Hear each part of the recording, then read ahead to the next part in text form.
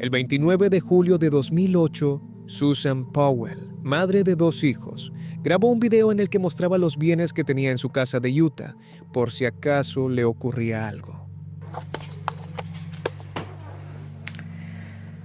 This is me, July 29th, 2008. It is 12:33 Mountain Time. Covering all my bases, making sure that if something happens to me or my family or all of us, that our assets are documented. Hope everything works out and we're all happy and live happily ever after as much as that's possible. Es posible que el video se haya grabado por consejo de su abogado, quien temía que el esposo de Susan, Josh, pudiera intentar vender algunos de sus bienes más valiosos. En los años previos a los ahora infames videos, el matrimonio de la pareja había estado sometido a una gran tensión. Durante la grabación, Susan deja entrever que las cosas no habían estado nada tranquilas entre ella y Josh en los últimos años. This is all stuff bought in a year or less through Home Depot on my credit. Josh bought a lot of stuff and then he had to bankrupt it. And then he bought a little bit more on my credit. There's a nice lamp.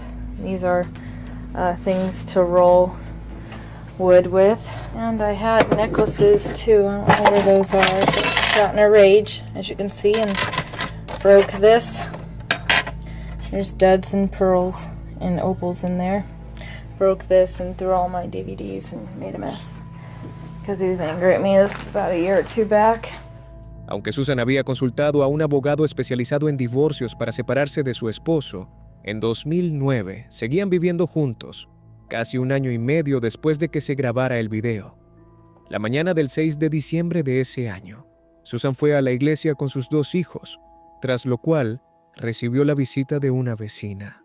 Al salir de su casa alrededor de las 5 de la tarde de esa noche, Josh supuestamente se llevó a los 2 hijos de la pareja, Charlie y Braden Powell, a acampar en medio de una tormenta de nieve a un campamento en el Pony Express Trail. Según Josh, Susan se quedó en casa porque estaba cansada. La historia cuenta que al día siguiente, la familia y los amigos de Susan denunciaron su desaparición cuando sus 2 hijos no fueron llevados a la guardería. Cuando Josh regresó de la supuesta acampada con sus hijos, afirmó que se había ido la noche anterior. Su esposa había estado durmiendo plácidamente en casa y él no tenía idea de lo que le podría haber pasado. Tras registrar la casa de la pareja en Utah, la policía no encontró indicios de delito.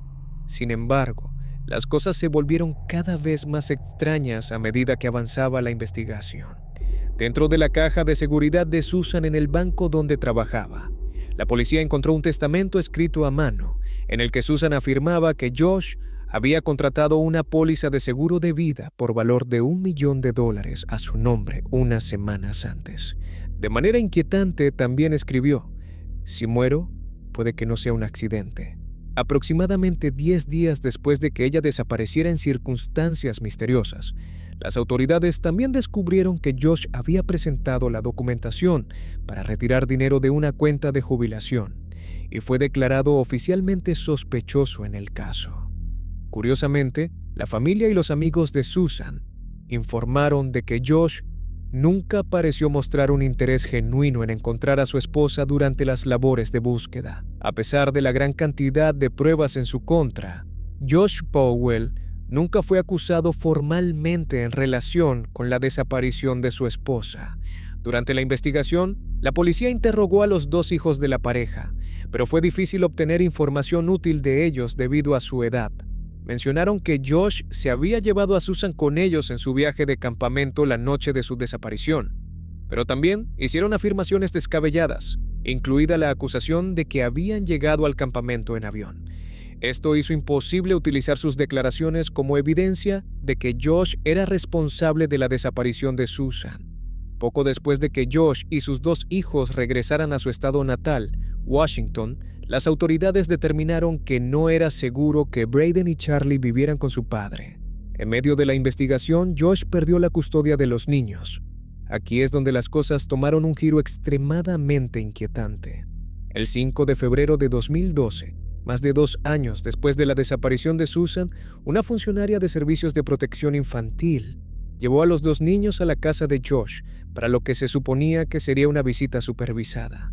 Inmediatamente después de su llegada, Josh la dejó fuera de la casa y acabó con la vida de sus 2 hijos y la suya propia, prendiendo fuego a la casa con gasolina.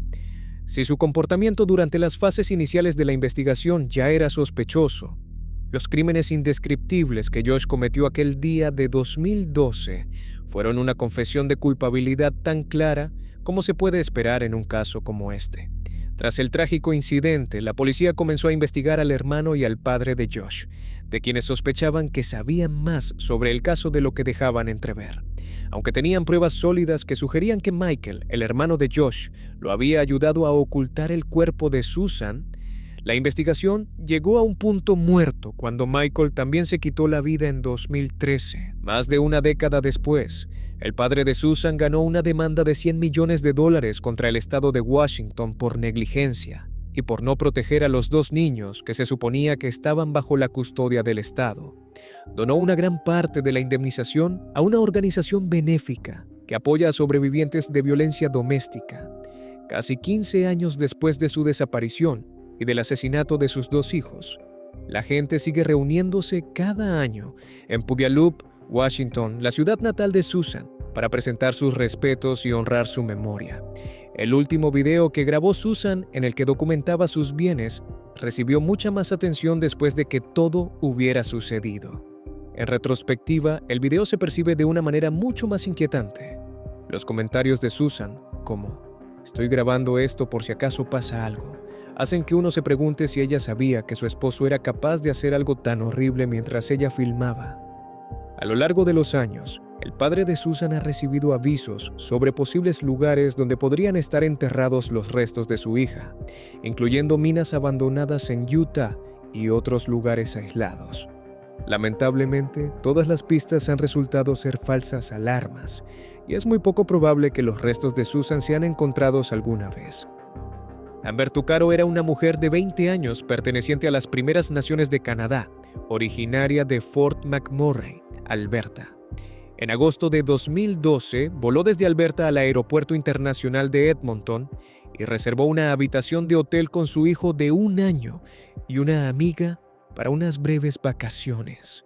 Esa noche, entusiasmada por el viaje, decidió ir sola a la ciudad haciendo autostop. Desde entonces, nunca más se la volvió a ver. Cuando Amber no regresó al hotel al día siguiente, su amiga llamó a su madre, quien inmediatamente se comunicó con la Real Policía Montada de Canadá. Poco después de que Amber fuera declarada desaparecida, las autoridades revisaron sus registros telefónicos y descubrieron que había recibido una llamada mientras estaba en compañía de un hombre no identificado. La grabación es bastante inquietante, especialmente porque fue la última vez que se la escuchó con vida. Where are we by? We're just heading south of Beaumont, or north of Beaumont. We're heading north of Beaumont. Yo, where are we going? Just No, this is a... Are you f***ing kidding me? You better not take me anywhere I don't want to go. I want to go into the city. Jeez. Yo, we're not going into the city, are we? We're going No, we're not. Yes. Then where the f*** are these roads going to? to 50th Street. 50th Street. Are you sure? Absolutely. Yo, where are we going? 50th Street. 50th Street? 50th Street. East, right? East. Over now. Bravo. South. En la grabación, se escucha la voz del hombre que conduce tranquilizando a Amber y asegurándole que van en la dirección correcta, pero ella no parece convencida y está claramente muy angustiada. El 28 de agosto, la policía hizo pública la conversación telefónica, pero no inició una investigación formal hasta más de un mes después de que Amber fuera reportada como desaparecida. Lamentablemente, cuando la madre de Amber presionó a la policía para que ayudara a encontrar a su hija, la desestimaron, diciendo que Amber probablemente solo estaba de fiesta y que aparecería pronto. Trágicamente, el 1 de septiembre de 2012, apenas 4 días después de que se diera a conocer el audio de la inquietante conversación, un grupo de jinetes encontró los restos de Amber en una propiedad rural cerca del condado de Leuk. Uno de los aspectos más frustrantes de este caso es la falta de profesionalismo con la que la policía canadiense manejó la desaparición tras solo un mes de búsqueda. Amber fue retirada de la lista de personas desaparecidas basándose en una serie de avistamientos sospechosos, no confirmados y anónimos en Edmonton. A su madre le tomó un mes volver a incluirla en la lista. Para cuando la volvieron a incluir en la lista, los policías negligentes habían cometido el imperdonable error de destruir accidentalmente sus pertenencias, que podrían haber servido como evidencia después de que fueran recuperadas de su hotel. A lo largo de los años, algunas mujeres se han presentado afirmando conocer la identidad del hombre de la grabación. Todas acusan al mismo hombre, a quien las autoridades dicen haber investigado, pero no ha sido declarado sospechoso. Hace unos años, otro hombre se presentó afirmando que el hombre de la grabación era su padre. Se trata de un ciudadano estadounidense sin estatus legal en Canadá, que ha estado viviendo en un rancho en el área metropolitana de Edmonton. Si se le da crédito al testimonio del hombre, su padre también es responsable de varias otras desapariciones y muertes misteriosas que han ocurrido en la zona en los últimos años. Uno de los aspectos más inquietantes de la grabación es la falta de sinceridad que se percibe en la voz del hombre, lo cual queda claro cuando Amber le pregunta si está seguro de que van a la ciudad, y él responde con un "por supuesto" extremadamente poco sincero. Por supuesto. También es inquietante cómo la policía manejó el caso de principio a fin, y muchos sospechan que la causa de su gestión poco profesional del caso fue el racismo contra la mujer indígena. Esperemos que algún día tengamos una explicación de lo que le sucedió a Amber Tuccaro esa noche, pero por ahora, el caso sigue siendo un misterio inquietante. El 8 de septiembre de 2015, Tim, un hombre de Mounds View, Minnesota, se puso en contacto con la policía y denunció la desaparición de su amigo Henry McCabe, de 32 años, un inmigrante liberiano que trabajaba como auditor en el Departamento de Hacienda. Según Tim, Henry había asistido a una barbacoa organizada por un amigo llamado Emanuel ese mismo día y se había ido alrededor de las 11 de la noche para ir a un club nocturno.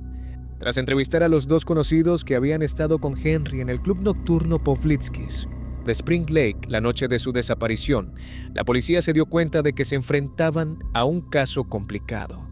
Según estos conocidos, Henry había bebido mucho esa noche y al salir del club alrededor de las 2 de la mañana, supuestamente le pidió a William, uno de los conocidos con quienes estaba, que lo dejara en una gasolinera cercana. Después de que William lo dejara allí, ¿quién pensó que era extraño que Henry hubiera rechazado su oferta de llevarlo a su casa en lugar de a una gasolinera cualquiera? Henry llamó a su esposa poco después de las 2:20 de la mañana. En palabras de su esposa, Henry parecía bastante desorientado durante la llamada. Hacia el final de la conversación, ella llamó a uno de los amigos de Henry y le pidió que fuera a buscar a su esposo.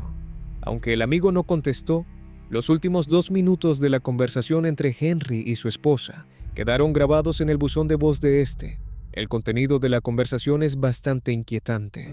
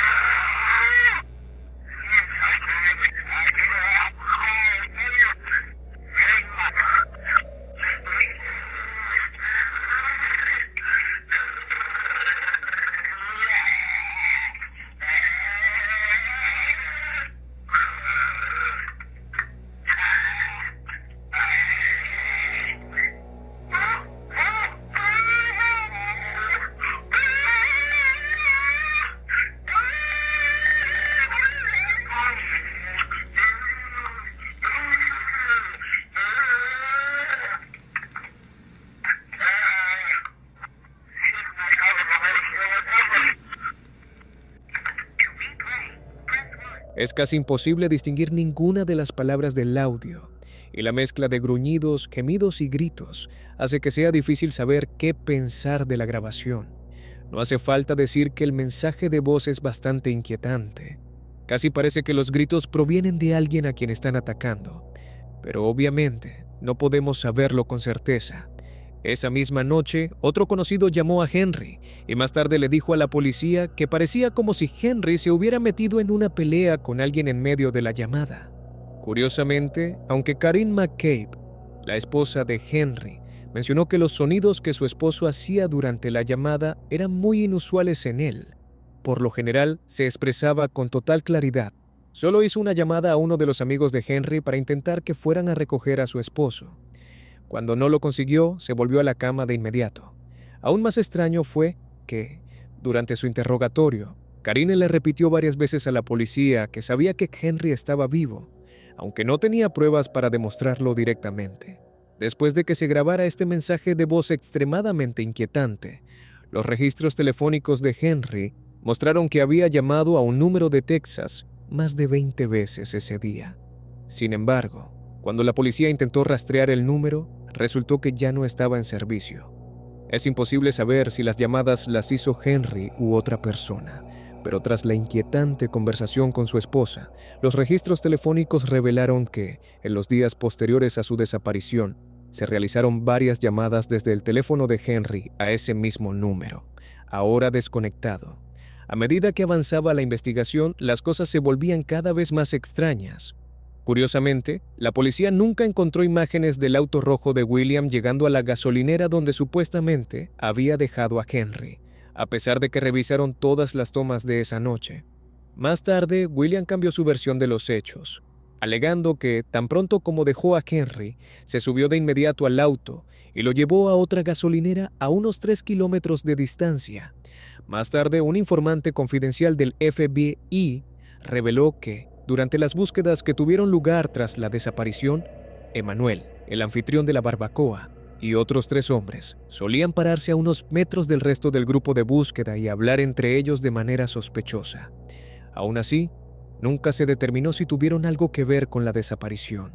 El 2 de octubre, casi un mes después de la desaparición de Henry, se envió una extraña carta anónima al departamento de policía de New Brighton, a unos kilómetros de donde Henry había desaparecido. La carta decía: Henry McCabe. Su cuerpo fue encontrado junto al agua, parcialmente enterrado. Se necesitó un perro de búsqueda para localizarlo. Una testigo que vio el entierro está asustada. Se pide a la joven que se presente. Puede permanecer en el anonimato y será protegido. El 2 de noviembre, la policía encontró el cuerpo de Henry en el lago Rush, a unos kilómetros de donde supuestamente lo habían dejado la noche de su desaparición. Curiosamente, no se encontraron indicios de acto delictivo en su cuerpo, a pesar de que la carta anónima sugería que alguien lo había enterrado. A pesar de la falta de pruebas, es posible que un grupo de agresores lo ahogara a la fuerza, que se quitara la vida, o que esa noche ocurriera algo completamente diferente. Lo único que sabemos con certeza es que se trata de un caso sumamente extraño que probablemente nunca se explique de manera concluyente. La noche del 27 de mayo de 2018, Spencer Mugford, de 20 años, se reunió con su amiga Sofía McKenna en el estacionamiento de la Universidad de Connecticut en Avery Point, donde Spencer estudiaba en ese momento. Sofía mantenía una relación tóxica y abusiva con un chico llamado Austin Cordova, que se había agravado en los meses previos a esa noche de mayo. Según la mamá de Sofía, Austin había sido visto con otra persona mientras todavía salía con Sofía. Después de esto, Sofía también decidió salir con otros chicos. Cuando Austin se enteró, fue al departamento de Sofía. Intentó derribar la puerta de una patada y, supuestamente, amenazó con quitarle la vida. Fue después de este incidente que Sofía comenzó a pasar mucho tiempo con Spencer Mugford, a quien había conocido mientras trabajaba en un spa local. Salieron juntos por un tiempo, pero no tardaron mucho en decidir volver a ser solo amigos. Un par de semanas después, Spencer aceptó otro trabajo en un barco de alquiler, llevando a gente a excursiones de pesca de mediodía. Esa noche de mayo, Spencer y Sofía se encontraron en el estacionamiento y se subieron a un velero sin motor que habían sacado del campus universitario. Se dirigieron hacia el faro de New London Ledge, una popular atracción turística de Connecticut, conocida por ser uno de los edificios más espeluznantes del estado. Poco después de la 1 de la madrugada, Sofía usó el teléfono de Spencer para subir un video a su historia de Snapchat, en el que se le veía remando en el agua a bordo del pequeño velero. Yo, we're out here in the fucking ocean with us. That is the land. Like, we still have to get to there. Wait, where? Oh, we're almost there. En el video, Sofía apunta con el teléfono hacia la costa y, en tono de broma, destaca el tiempo que les queda para llegar al faro. Los dos amigos parecen estar de buen humor mientras se dirigen hacia el faro. Unos minutos más tarde, alrededor de las 2 de la madrugada, tras llegar por fin al faro de New London Ledge, Spencer publicó en su Snapchat una foto de Sofía frente a un letrero que decía prohibido el paso. Esa fue la última vez que se vio a cualquiera de los dos.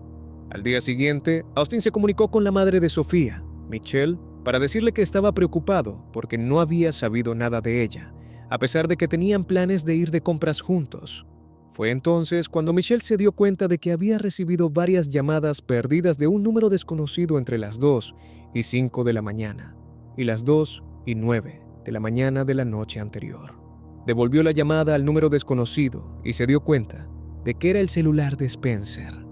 Temiendo lo peor, Michelle denunció la desaparición de su hija y alrededor de las 6 de la tarde de ese mismo día, la Guardia Costera inició una búsqueda oficial.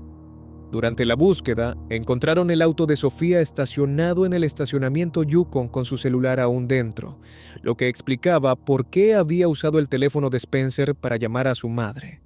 La noche anterior, la Guardia Costera también había encontrado la camisa de Spencer atada a una cornamusa en el muelle del faro de New London Ledge, lo que indicaba que probablemente había utilizado su camisa para amarrar el velero, excepto que el velero ya no estaba allí. Mientras todo esto sucedía, Austin y su papá decidieron iniciar su propia búsqueda privada de Sofía y Spencer. Mientras sobrevolaban el agua, avistaron el estacionamiento Yukon. El velero fue encontrado volcado cerca de Truman's Beach, en la costa norte de Long Island, a unos 21 kilómetros del faro. Curiosamente, se encontraron en el velero una serie de huellas dactilares identificadas que nunca se analizaron. El 28 de mayo, apenas un día después de la desaparición, la Guardia Costera suspendió la búsqueda debido a las malas condiciones meteorológicas, con la intención de reanudarla si encontraban o recibían alguna información nueva que pudiera ayudarles a localizar a los dos desaparecidos. El 8 de junio, 11 días después de la desaparición, un pescador encontró el cuerpo de Spencer flotando en el océano, prácticamente en dirección opuesta al velero que Austin y su padre habían encontrado unos días antes.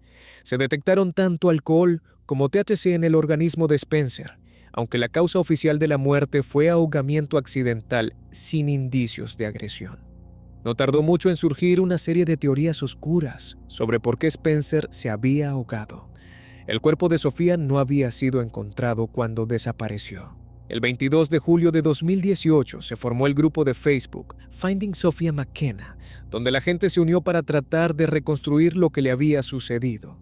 Aunque la causa de la muerte de Spencer estaba clara, a mucha gente le pareció extraño que la búsqueda se hubiera suspendido tan rápidamente y que nunca se hubieran hecho públicos los registros telefónicos de Spencer. También parecía sospechoso que no se hubieran analizado las huellas dactilares del velero y que Sofía no hubiera llamado al 911 la noche en que desapareció, a pesar de que claramente necesitaba ayuda. La gran cantidad de preguntas sin respuesta llevó a muchas personas a acusar a Austin de haber asesinado a Spencer y posteriormente de haber llevado a Sofía a otro lugar y haberla matado también. A fecha de mayo de 2026, no hay muchas pruebas que respalden esta teoría. Incluso la madre de Sofía afirmó que nunca creyó que Austin fuera el responsable, a pesar de la conflictiva relación que mantenían. Según la información que salió a la luz durante la investigación, es muy probable que el velero se desatara y comenzara a alejarse a la deriva en algún momento de la noche y que Spencer se ahogara al intentar llevarlo de vuelta al muelle. Lo que pasó después de esto es una incógnita. Una de las teorías más populares que se difundieron en internet era que, después de que Spencer se ahogara, Sofía se quedó sola en el faro, gritando pidiendo ayuda. Según esta teoría, un navegante solitario podría haberse detenido para ofrecerle ayuda, pero luego secuestró a Sofía con la intención de asesinarla o venderla a traficantes. Esta teoría es bastante improbable, sobre todo teniendo en cuenta lo poco probable que es que otro navegante se acercara al faro a esas horas de la noche. Sin embargo, no hay pruebas definitivas que demuestren que esto no haya ocurrido. Otra teoría que circuló en TikTok y Facebook era que Spencer y Sofía supuestamente habían tenido una discusión en el faro, lo que condujo a la muerte de ambos. Sin embargo, a mí me parece aún más improbable que la teoría del navegante solitario, ya que los dos parecían ser muy buenos amigos y no tenían antecedentes de violencia. Es decir, si miras el video de Snapchat subido a la historia de Spencer apenas unos minutos antes de las llamadas, queda claro que disfrutaban de la compañía del otro. Algo inesperado tuvo que haber pasado para provocar un accidente tan trágico. A día de hoy, la causa exacta de la desaparición de Sofía sigue siendo desconocida, aunque la policía y su familia creen ahora firmemente que Spencer se ahogó mientras intentaba recuperar el velero y que Sofía probablemente no quiso llamar al 911 por miedo a meterse en problemas por allanamiento. Es imposible saber si se ahogó al intentar rescatar a su amiga, si cayó al agua por accidente o si le ocurrió algo más mientras estaba sola en el faro. Si historias de este tipo te resultan interesantes, no dudes en suscribirte al canal. Y ahora pasemos al siguiente caso, que plantea más interrogantes que respuestas.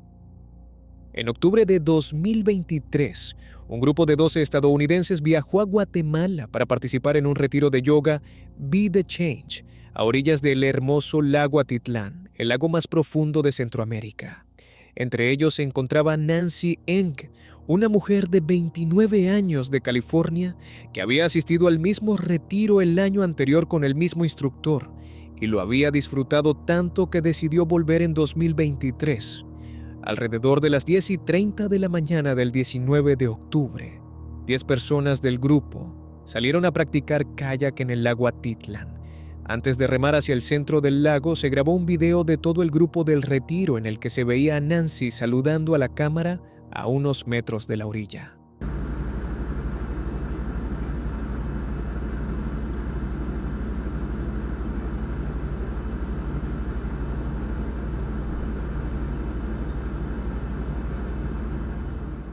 Parecía feliz mientras se dirigía a reunirse con el resto del grupo, pero lamentablemente, estas son las últimas imágenes que se tienen de Nancy. Una vez finalizado el video, todos los miembros del grupo se alejaron remando en diferentes direcciones. Nancy remaba hacia el centro del lago con Christina Blasek, otra mujer de California. Lo que sucedió después depende de a quién le preguntes, pero según los dueños de la empresa de alquiler de kayaks, el grupo regresó de la excursión unos minutos más tarde, luciendo bastante nerviosos y tensos. Fue entonces cuando se dieron cuenta de que faltaba una persona. Nancy no había regresado. Curiosamente, nadie del grupo parecía dispuesto a hablar con los dueños. Según estos, los participantes del retiro se fueron a casa tan rápido como pudieron, sin pagar los kayaks ni explicar qué le había pasado a Nancy. Según los testigos, Christina parecía visiblemente conmocionada y el resto del grupo tuvo que tranquilizarla de camino a casa. Aquí es donde las cosas empiezan a ponerse raras. Aunque el grupo no tenía previsto regresar a Estados Unidos hasta dentro de unos días, todos adelantaron su partida y regresaron a casa apenas 8 horas después de la excursión. Según Eduardo Rath, el organizador de Be the Change, el grupo denunció inmediatamente la desaparición de Nancy a la policía guatemalteca. Sin embargo, según la propia policía, el grupo tardó casi 24 horas en notificarles que Nancy había desaparecido. Extrañamente, cuando Eduardo notificó por primera vez a la familia de Nancy sobre el incidente, no especificó que ella había desaparecido en el lago. En cambio, intentó dar a entender vagamente que ella no regresaría, lo que llevó a la familia de Nancy a creer inicialmente que ella planeaba mudarse permanentemente a Guatemala. Para entonces, la policía guatemalteca ya había iniciado una búsqueda de Nancy, pero después de 72 horas, la búsqueda se suspendió, lo que dejó a la familia de Nancy en la situación de tener que financiar el resto de la investigación por su cuenta. Mientras todo esto sucedía, la familia de Nancy intentó ponerse en contacto con Christina Blasek. ya que al parecer fue la última persona que vio a Nancy antes de que desapareciera. Sin embargo, ella se negó a hablar con la familia y tardó un mes entero en prestar declaración a través de su abogado una vez que regresó a los Estados Unidos. Según Cristina, ella y Nancy se habían cruzado en la parte más profunda del lago. Cuando estaban a punto de regresar a la orilla, Nancy decidió de repente saltar del kayak e ir a nadar. El agua estaba agitada y el lago Atitlán tiene más de 300 metros de profundidad, por lo que, según se dice, Cristina le advirtió a Nancy que no se metiera al agua. Sin embargo, según la declaración de Cristina, Nancy no le hizo caso y saltó de su kayak en la parte más profunda del lago, dejando que su kayak se alejara flotando con la fuerte corriente. Nancy estaba en serios problemas. Cristina remó con todas sus fuerzas para recuperar el kayak y regresar con su amiga, pero para cuando llegó hasta ella, Nancy había desaparecido. Negándose a ponerse en peligro, Cristina remó de regreso a la orilla, gritando pidiendo ayuda. Para cuando llegó a la orilla, ya era demasiado tarde. Curiosamente, la policía guatemalteca dijo que Cristina les había dado una declaración sobre el incidente y que se había mostrado muy comunicativa. Sin embargo, cuando la familia de Nancy se puso en contacto con las autoridades guatemaltecas, no pudieron encontrar ningún registro de la declaración de Cristina en sus archivos. En ese momento comenzaron a circular acusaciones de que a Nancy nunca le habían ofrecido un chaleco salvavidas antes de salir a navegar en kayak. Sin embargo, los propietarios de la empresa de alquiler de kayaks hicieron declaraciones públicas para aclarar que eso era completamente falso y que la única razón por la que se veía a Nancy sin chaleco salvavidas en el video era porque ella había decidido no ponerse uno. Cristina se negó a hablar con la familia de la víctima, por lo que ellos tomaron cartas en el asunto e hicieron algo que, sinceramente, fue bastante descabellado. Revelaron el nombre de Cristina públicamente y la acusaron de ocultarles información. Tan pronto como lo hicieron, Cristina comenzó a recibir amenazas de muerte de personas de todo el mundo. El caso atrajo mucha atención en TikTok y Facebook, y decenas de investigadores aficionados de Internet filtraron la dirección y el número de teléfono de Cristina para amenazarla y convertir su vida en una pesadilla. A medida que el caso ganaba cada vez más repercusión en Internet, empezaron a surgir algunas de las teorías más descabelladas, y muchas personas alegaron que supuestamente Nancy había sido asesinada por su grupo de retiro en un sacrificio sectario, o como parte de un elaborado crimen de odio debido a su ascendencia asiática. Lo extraño de este caso es lo diferentes que son los testimonios de cada uno sobre cómo actuó el grupo cuando se dieron cuenta de que Nancy había desaparecido.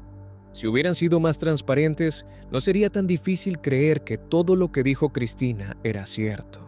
Pero cómo actuaron de manera sospechosa y permanecieron en silencio durante tanto tiempo después del incidente, es comprensible que todos en Internet los acusaran de ocultar algo. A día de hoy, muchos testigos aún no han prestado declaración, e incluso hay acusaciones de que el grupo sobornó a la policía guatemalteca para dejarlos salir del país antes de tiempo. No obstante, no hay pruebas definitivas de que esto haya ocurrido realmente. Mi opinión personal es que Cristina probablemente esté diciendo la verdad, y que lo más probable es que el grupo no tuviera nada que ver con la muerte de Nancy. No estoy justificando la forma en que actuaron, pero hasta cierto punto es comprensible que estuvieran nerviosos después del incidente, considerando que estaban en un país extranjero donde no hablaban el idioma y no sabían cómo reaccionaría la policía ante la versión de los hechos de Cristina. Aún así, su comportamiento sospechoso deja mucho lugar a la duda. Ojalá siga saliendo a la luz más información sobre la desaparición de Nancy, pero por el momento, este caso tendrá que seguir siendo un misterio. El 20 de abril de 1989, Peggy Buer conducía por una carretera rural a oscuras cerca de la pequeña localidad de Circle, en Montana. De repente, vio a otra mujer conduciendo por su carril, en el lado contrario de la carretera, dirigiéndose directamente hacia ella a gran velocidad. Peggy giró bruscamente el volante y tuvo la suerte de evitar una colisión frontal.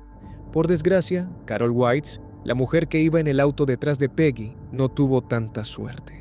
Carol había presenciado el casi choque segundos antes e intentó desviarse, pero fue embestida de frente por la conductora que se aproximaba. Conmocionada por el choque y comprensiblemente un poco aturdida, Carol salió de su auto e intentó encontrar a la mujer que había causado el accidente. Unos segundos más tarde, una mujer rubia de unos 35 años salió de los restos del auto y se paró al costado de la carretera. Según Carol, la mujer no dijo nada. Solo se quedó mirándola con expresión ausente. Poco después, Peggy Berlup regresó para asegurarse de que todos estuvieran bien tras el accidente. Fue entonces cuando vio a la mujer rubia trepar por una cerca que discurría paralela a la autopista. En su declaración como testigo, Peggy dijo: mientras observaba la escena del accidente, noté a alguien parado al otro lado de la cerca, como un espectador, no como si le hubiera pasado a ella. Para cuando llegó la policía, la mujer había desaparecido, pero lograron identificarla gracias a las placas de su auto. Se trataba de Patricia Meehan, de 38 años, una ganadera de Bozeman, Montana. En el verano, la policía peinó la zona durante 5 días con perros y helicópteros, pero no encontró ningún rastro de Patricia. Sin embargo, sí encontraron una serie de huellas a aproximadamente 1 milla del lugar del accidente que finalmente desaparecieron. Según los informes policiales, Patricia se dirigía a la casa de sus padres en Pittsburgh antes del accidente. Es interesante que la policía descubriera más tarde que Patricia había hablado con sus padres el día antes del accidente y les había dicho que estaba bajo mucho estrés y que quería volver a vivir con ellos por un tiempo. Como Patricia era una mujer bastante estable sin antecedentes de problemas con el alcohol o las drogas, sus padres se sorprendieron por la petición, pero aceptaron con la condición de que primero viera a un terapeuta. Por lo tanto, antes de dirigirse a la casa de sus padres, Patricia programó una cita con un especialista para el día siguiente y se preparó para el viaje a Pittsburgh. No está claro por qué pasó por el pueblo de Circle, que no se encuentra exactamente en el camino de Bozeman a Pittsburgh, pero es posible que se haya perdido. Sin pistas reales más allá de la identidad de Patricia y las declaraciones de su familia, la policía intentó encontrar una explicación viable sobre a dónde podría haber ido. Después de un tiempo, redujeron las posibilidades a 2 teorías. O bien había hecho autostop después de desaparecer en la oscuridad, o se había escondido en un camión de heno que la policía había visto a poco más de 1 milla del lugar del accidente. Aquí es donde las cosas se ponen extrañas. En los días siguientes, muchas personas comenzaron a llamar a la policía, afirmando que habían visto a Patricia en diversas áreas de servicio y restaurantes a lo largo de la I-70, con aspecto desorientado y pidiendo a desconocidos que la llevaran en auto. A finales de junio de ese año, los padres de Patricia habían recibido más de 25 avisos de avistamientos, y ambos habían viajado a Montana con la esperanza de encontrar a su hija desaparecida. Curiosamente, muchas de las personas que afirmaban haber visto a Patricia confirmaron su identidad cuando sus padres les mostraron fotos y videos de ella. Sin embargo, ninguna de ellas había denunciado la desaparición de la mujer a la policía. Era como si ella sí estuviera haciendo todo lo posible por mantenerse un paso adelante de la policía y de sus padres, incluso en su aparente estado de confusión. En el otoño de ese año comenzaron a surgir cada vez más avistamientos e informes sobre Patricia. En septiembre, Patricia supuestamente hizo autostop con una mujer en Victor, Montana, quien se ofreció a dejarla pasar la noche con ella y su esposo. Al día siguiente, la pareja dejó a Patricia en una parada de camiones para ayudarla a acercarse a unos amigos a los que, según ella, iba a visitar en otra parte del estado, para cuando se dieron cuenta de que tenían entre manos a una persona desaparecida y buscada por la policía. Patricia ya había desaparecido. Mientras tanto, los padres de Patricia encontraron un rollo de película sin revelar en una de sus cámaras que contenía un autorretrato bastante inquietante tomado poco antes del accidente y la desaparición. En ella, se la ve mirando fijamente al espejo, con una expresión ausente mientras sostiene una cámara. Por lo que sabemos, esta fue la última vez que la fotografiaron. Hasta el momento, al menos 100 personas han informado haber visto a Patricia Meehan, pero las autoridades no han logrado localizarla. Dado el carácter extremadamente extraño del caso, todo el mundo, desde agentes de policía hasta detectives de internet y miembros del público en general, se pregunta qué le habrá podido pasar a Patricia. Una de las teorías más sombrías es que Patricia provocó el accidente de tráfico a propósito para quitarse la vida, lo que explicaría por qué se desvió hacia Circle en lugar de tomar una ruta más directa hacia Pittsburgh. aunque esto es posible, dado que estaba deprimida. Plantea la pregunta de por qué programaría una cita de terapia en Pittsburgh apenas unas horas antes de planear quitarse la vida. Según otras fuentes, es posible que Patricia nunca haya hecho autostop y que simplemente se haya adentrado en el bosque antes de ahogarse en un cuerpo de agua cercano. Esto sería extremadamente extraño, dado que muchas personas estaban seguras de haber visto a la mujer en las fotos de los padres de Patricia. Sin embargo, han pasado cosas más extrañas, y un par de detectives han dicho que esto es posible. Dado que ha pasado tanto tiempo desde el incidente, es poco probable que lleguemos a saber qué le sucedió a Patricia, y este caso probablemente seguirá siendo una de las desapariciones sin resolver más inquietantes de la historia. Alrededor de las 9 de la noche del 26 de septiembre de 2014, una mujer llamada Kaylin Lauder realizó una llamada al 911, presa del pánico, en la que denunció que se estaba produciendo una pelea dentro del salón social de su condominio. Cuando se le preguntó si se habían utilizado armas en la pelea, afirmó que había oído disparos. Cuando la policía llegó al condominio, se encontró con una recepción de boda llena de invitados felices y les costó creer lo que Kaylin les había dicho. Según el informe policial, uno de los invitados admitió que había encendido un petardo, lo que Kaylin pudo haber confundido con un disparo. Extrañamente, unas horas más tarde, Kaylin volvió a llamar al 911, pero colgó antes de que el operador pudiera contestar. Unos minutos más tarde, la policía la volvió a llamar y les pareció que sonaba bastante confundida. Les costaba entender lo que decía. Kaylin sí confesó que su compañera de cuarto pensaba que estaba delirando y que se mostraba paranoica. Alrededor de las 8 de la mañana siguiente, volvió a llamar a la policía. A menudo se hace referencias a esta llamada como una de las llamadas al 911 más inquietantes de las que hay disponibles públicamente. Voy a reproducir un fragmento de la llamada para que la escuchen ustedes mismos. 107, I have an intruder at my house. Repeat the address for verification. They're stealing from my house. Okay, say your address one more time. I'm having a hard time hearing you. Get the out of my house. Okay, do you know who this person is? No, I don't. I just know that there's an intruder in my house. You don't know who they are. No, I don't. Were weapons involved or mentioned? They're not talking or responding. I'm just telling them to leave so I can hear them taking things. So you haven't seen them, you can just hear them? Yes, correct. Durante la llamada, Kaylin le dice al operador que hay un intruso en su departamento, pero luego se contradice varias veces y empieza a decir cosas que simplemente no tienen sentido. En un momento de la llamada, la compañera de cuarto de Kaylin, Carol, entra en la habitación y parece confundida por las acusaciones de que alguien ha entrado a la fuerza en su departamento. Unos segundos después, Kaylin explica que la noche anterior había visto a varias personas acechándola a través de su ventana, quienes aparentemente planeaban entrar a la fuerza. Okay, where exactly are you? I'm in the back bedroom. Karen, Where did lock the your suspect door. enter the building? There's only one door. Get out of my house. Is there anyone else in the building who belongs there? Yes, there's 6 apartments. Okay, is there anybody else in your apartment that should be there?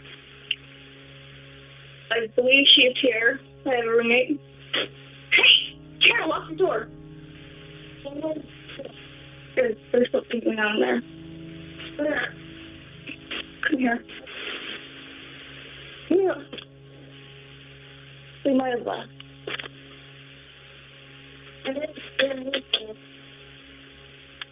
Okay, what's going on now? They've left now? Yeah, so I'm just going to look and see if anything's been taken. Someone opened the door, and I heard them come in. See that, Carol? If the door's still locked, it's impossible. They must have a key or something. Because when I took the dog out, I heard people talking.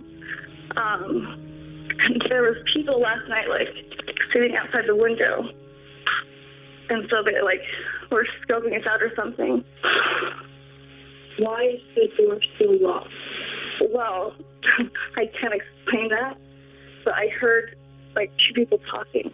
Curiosamente, Carol señala que la puerta del piso sigue cerrada con llave y que ha estado así toda la mañana, lo que obviamente haría imposible que alguien entrara a la fuerza. Sin embargo, Kaylin sigue pareciendo bastante alterada y convencida de que había un intruso en el apartamento. a pesar de que de la llamada se desprendía con relativa claridad que no se había producido ningún allanamiento. La policía acudió de todos modos al domicilio de Kailyn para asegurarse de que se encontraba bien, y una vez allí, confirmó que no había indicios de que alguien hubiera entrado. Más tarde ese mismo día, alrededor de las 18:00, las cámaras de seguridad del edificio captaron a Kailyn fuera de su apartamento, caminando descalza, bajo la lluvia, hacia un pequeño arroyo cercano a la entrada del edificio. Las imágenes la muestran llevando a su perro en brazos.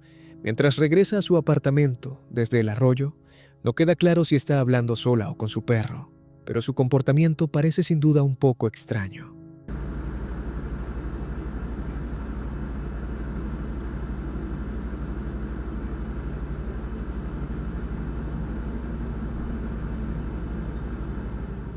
Unos segundos después, se la ve corriendo de vuelta a su piso como si estuviera huyendo de alguien.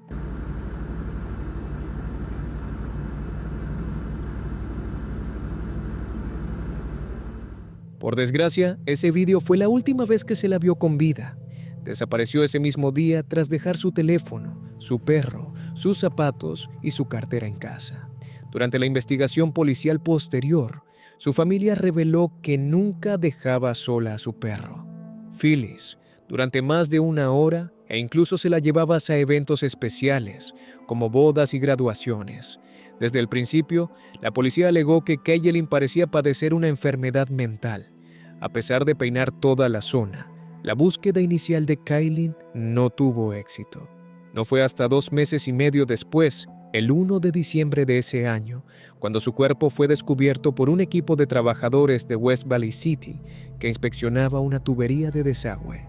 De manera inquietante, los trabajadores observaron su cuerpo parcialmente oculto por la vegetación y sobresaliendo del agua en medio del río. Sin embargo, debido a que su cuerpo llevaba tanto tiempo descomponiéndose en el agua, la policía tardó un tiempo en determinar su edad y sexo. Incluso cuando confirmaron su identidad no pudieron determinar la causa de la muerte, lo que añadió otra capa de misterio al caso.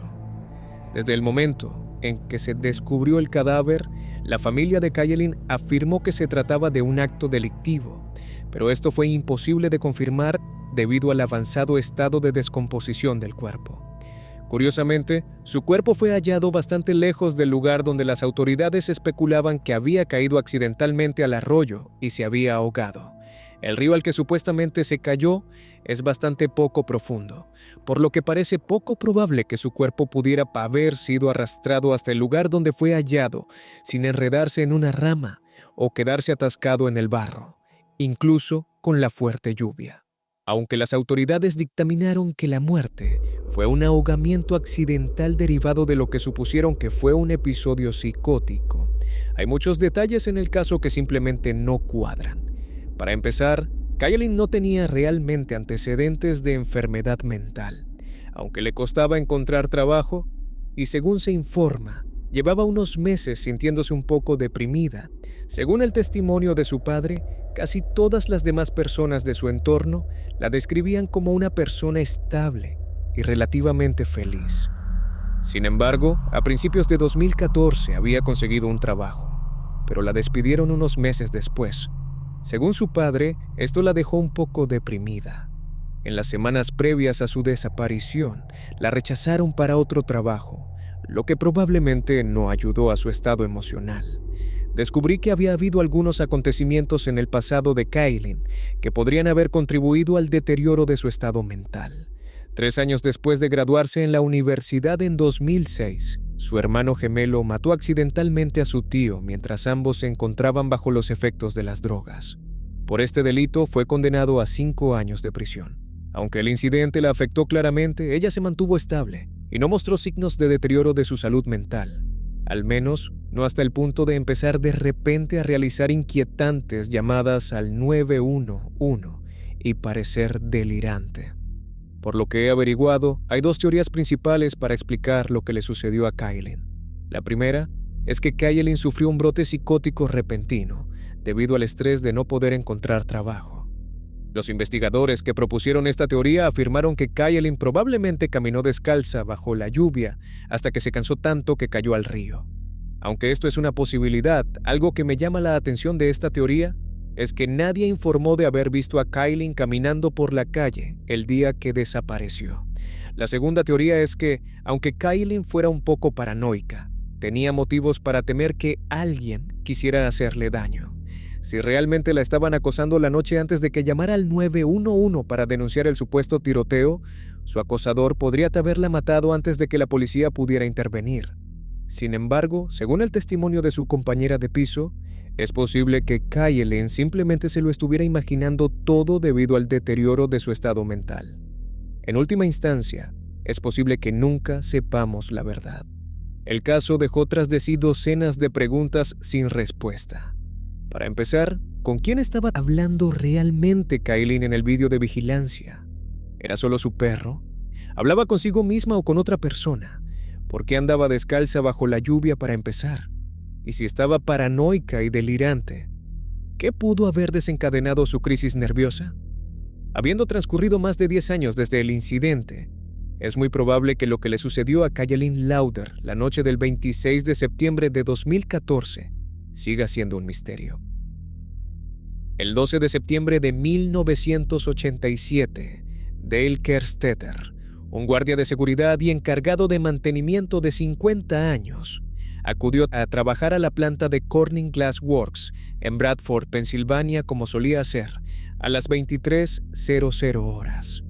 Comenzó su turno de noche como guardia de seguridad de fin de semana.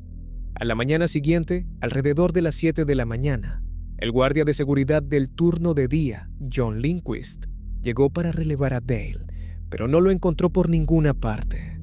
John se dirigió inmediatamente a la cafetería para ver si Dale estaba allí, pero lo único que encontró fue la lonchera de Dale con la comida aún dentro. Curiosamente, unos minutos más tarde, se encontró la camioneta de Dale en el aparcamiento de la planta con sus llaves, un paquete de cigarrillos, su mochila y una funda de pistola vacía todavía dentro. Intuyendo que algo iba mal, se llamó a la policía.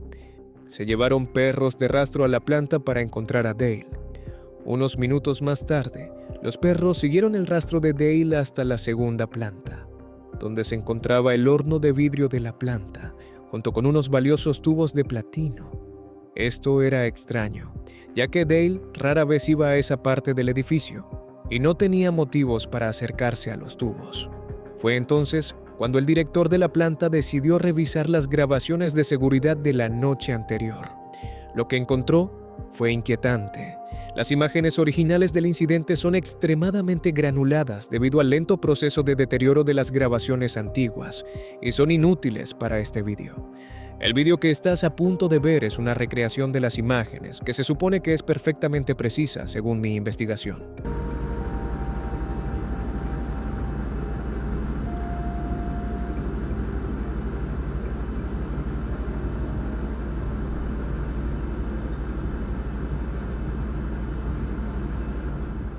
En las imágenes, el encargado vio a un hombre enmascarado merodeando por la planta, aparentemente inspeccionando el edificio. Poco después, el hombre subió corriendo a la segunda planta de la fábrica, donde se encontraban los tubos de platino de gran valor. Unos segundos más tarde, se ve a Dale hablando con el hombre enmascarado, quien parece estar obligándole a salir de la sala.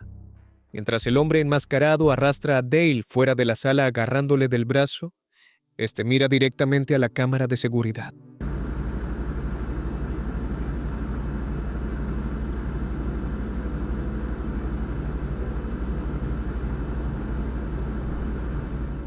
En un momento de las imágenes, se ve al hombre enmascarado utilizando una montacargas manual para sacar una pesada bolsa del edificio.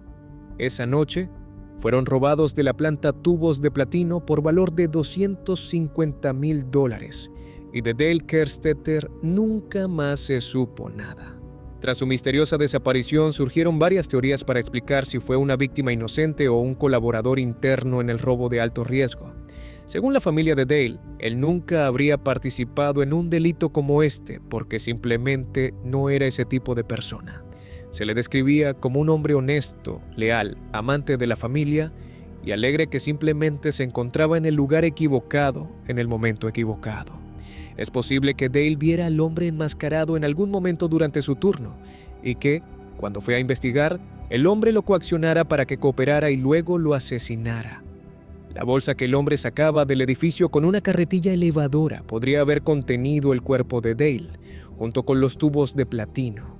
Sin embargo, otros empleados de la planta parecen tener una opinión totalmente diferente de Dale, basada en lo que han visto de él. Para empezar, quienquiera que haya sustraído el platino del tanque conocía muy bien la distribución de la planta. Sabía exactamente dónde se encontraban los materiales más valiosos, así como todas las herramientas necesarias para extraer los tubos de platino del tanque y salir rápidamente de la zona. Aunque Dale nunca había robado nada y, en general, era una buena persona, se había metido en problemas varias veces con sus jefes por ser un trabajador lento y tener una mala actitud. En la investigación, también se reveló que Dale tenía una deuda de unos $40,000 tras haber sido degradado de su puesto de operario en la planta, lo que significaba que no solo necesitaba dinero en el momento del robo, sino que tampoco estaba nada contento con sus jefes después de que le obligaran a aceptar una reducción salarial de $7,000. Esto llevó a algunas personas a creer que podría haber estado involucrado en el delito, lo que explicaría por qué el hombre enmascarado conocía tan bien la planta. Aún así, su familia sostiene que habría tenido otras muchas formas legales de conseguir el dinero antes de recurrir a un robo premeditado de alto riesgo y desaparecer sin dejar rastro. Una de las cosas que hace que la desaparición resulte tan ambigua es el comportamiento de Dale en las imágenes de las cámaras de seguridad. Para empezar, es difícil saber si realmente le obligaron a salir de la habitación con el hombre o si solo fingía obedecer.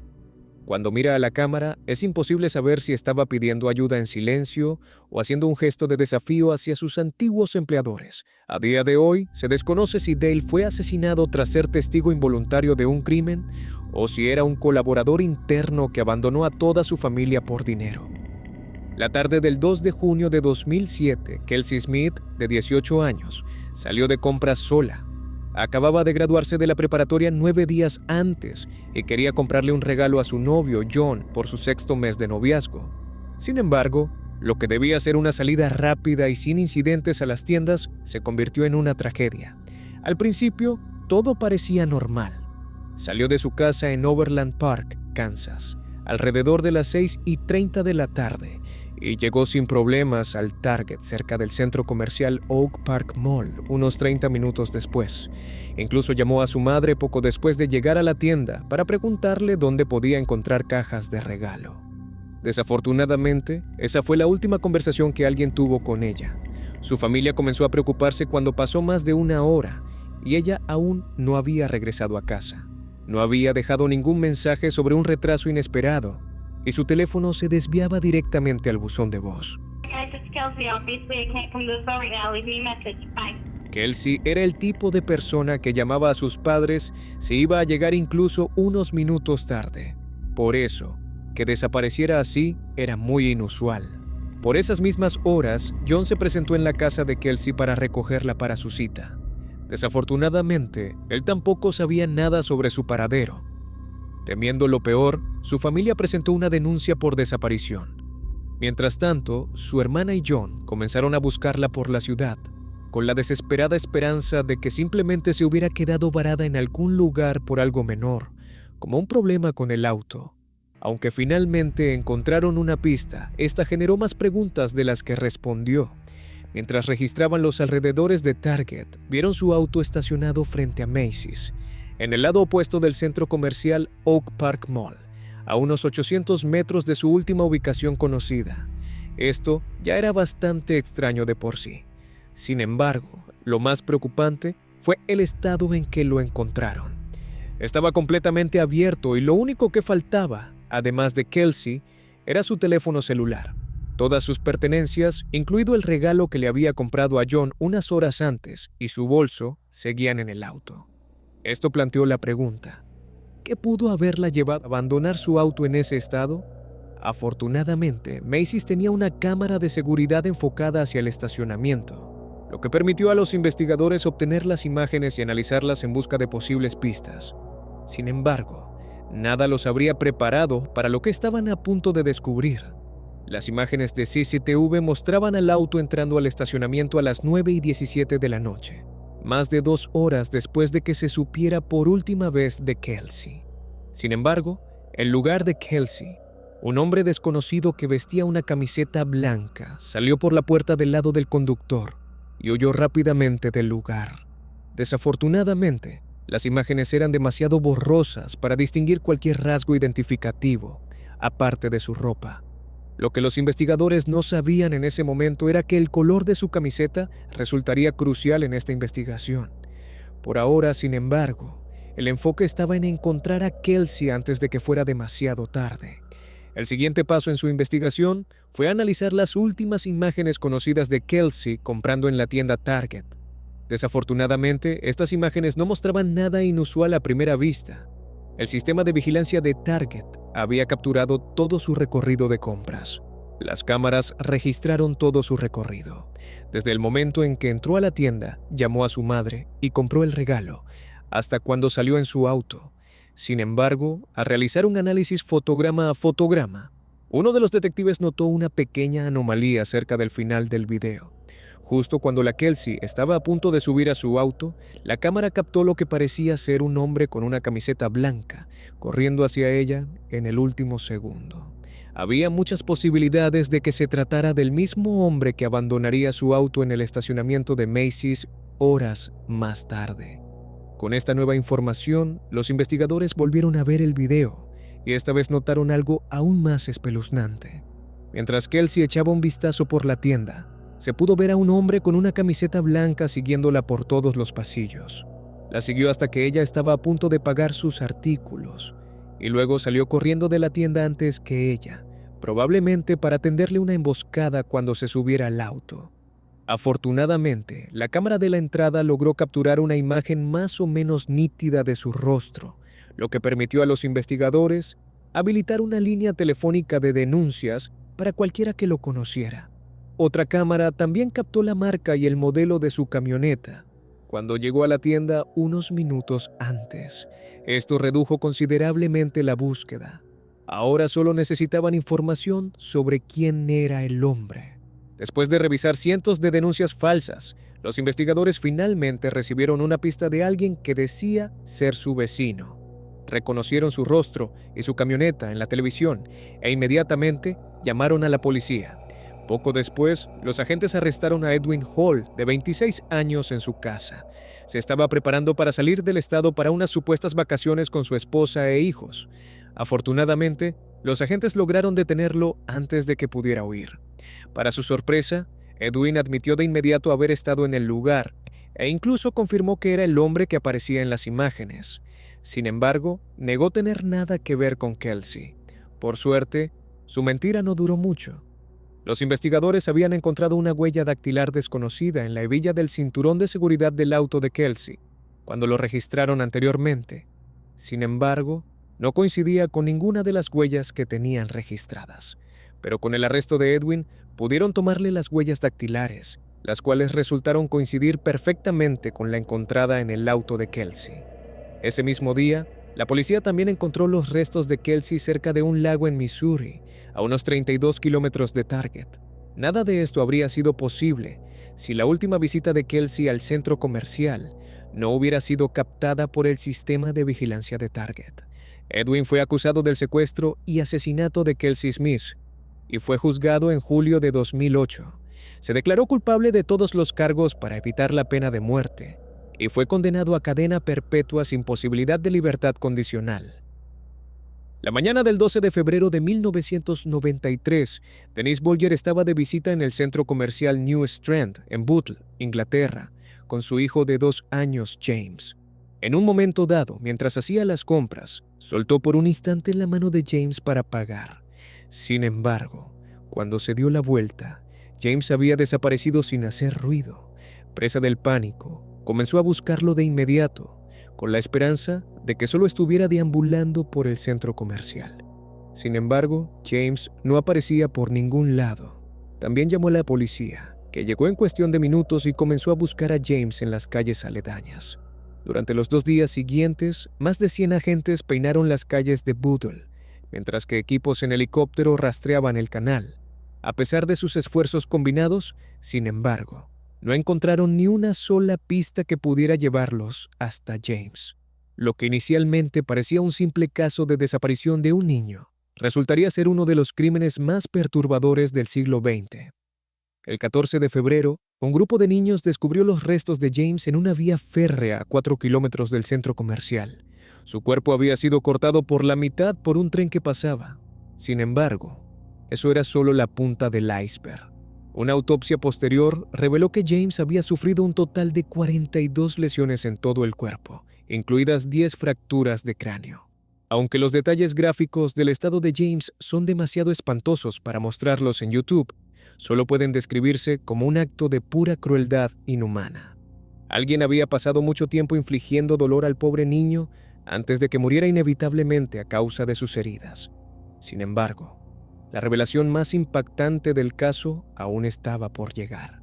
Tras el hallazgo de los restos de James, la atención se centró en identificar y detener a los responsables. Afortunadamente, el centro comercial contaba con cámaras de seguridad repartidas por todo el recinto. Tras revisar minuciosamente las grabaciones, los investigadores finalmente encontraron su primera pista sólida. Una de las cámaras había captado al culpable sacando a James del centro comercial. Sin embargo, no se trataba de un adulto, como la mayoría habría sospechado. En cambio, se vio a James siendo llevado por 2 niños sorprendentemente jóvenes. Las imágenes de otras cámaras mostraban a los 2 niños merodeando por el centro comercial y robando artículos como dulces, juguetes y pintura. Luego, a las 15:42, alejaron a James de su madre y se lo llevaron afuera. Sin embargo, los investigadores no tenían forma de identificar a los 2 niños por sí mismos. Difundieron algunas de las imágenes mejoradas por televisión, lo que hizo que una mujer los reconociera y llamara a la emisora.